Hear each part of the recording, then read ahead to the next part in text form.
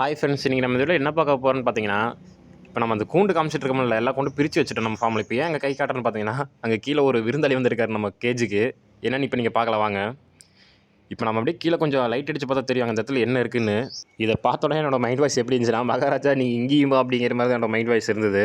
நம்ம மோஸ்ட்லி அந்த பாம்பு அடிக்கிறதுக்கு எதுவும் ட்ரை பண்ணல, துரத்த தான் ட்ரை பண்ணோம். ஏன்னா அது ஒரு நாகப்பாம்பு வந்துச்சு நம்ம கேஜுக்கு. எப்படியோ அரை மணி நேரம் ட்ரை பண்ணி அந்த பாம்பு நம்ம வீட்டிலேருந்து துரத்தியாச்சு. ஏன்னா அது ஏற்கனவே ஒரு புறா கொஞ்சம் முழுங்கிருச்சு, அதனால் போக முடியல நவுந்து. எதுக்கு நானும் அந்த பாம்பு பின்னாடியே போனேன், எதுக்கு ஒரு டைம் செக் பண்ணிக்கலாம் பாம்பு நிற்கிதா போயிடுச்சு அப்படின்னு பார்க்கலான்னு. நான் போய் பார்த்தேன், உடனே அந்த பாம்பு நேராக போயிடுச்சு. சரி இது போயிடுச்சு, அடுத்து நம்ம கேஜை பார்க்கலான்னு பார்த்தா நம்ம தௌடால் புறா ஒரு 2 ஊதி கொண்டிருக்கு. நான் பார்த்துட்டேன், அதுதான் ஊதிட்டு இருந்தது. ஏற்கனவே ஒரு கருணப்புறா கொஞ்சம் தின்னுட்டு இன்னொரு கொஞ்சம் முழுங்க பார்த்துருக்கு, அதெல்லாம் முழுங்க முடியல. சரி நம்ம அடுத்ததெல்லாம் தூக்கி போட்டு வேறு வேலையை பார்க்கலாம், நம்ம ரெடி ஆயிடுச்சு. நான் அதான் தூக்கி போகலான்னு யோசிப்பது தான் வீட்டில் சொன்னாங்க, தூக்கி போட வேண்டாம், அதை நாய் சாப்பிட்டா நாய் செத்து போயிடும், ஏன்னா விஷம் ஊதியில் கொண்டிருக்கு, அதனால் புதைச்சிருங்க அப்படின்னாங்க. நம்மளும் கவரில் போட்டு கொண்டே புதைச்சிட்டோம். நீங்களும் நிறைய பேர்ட்ஸ் வச்சுங்கன்னா கொஞ்சம் பார்த்து வச்சுக்கோங்க, ஏன்னா நிறைய விருந்தாளிங்க வருவாங்க இந்த கிளைமேட்டில்.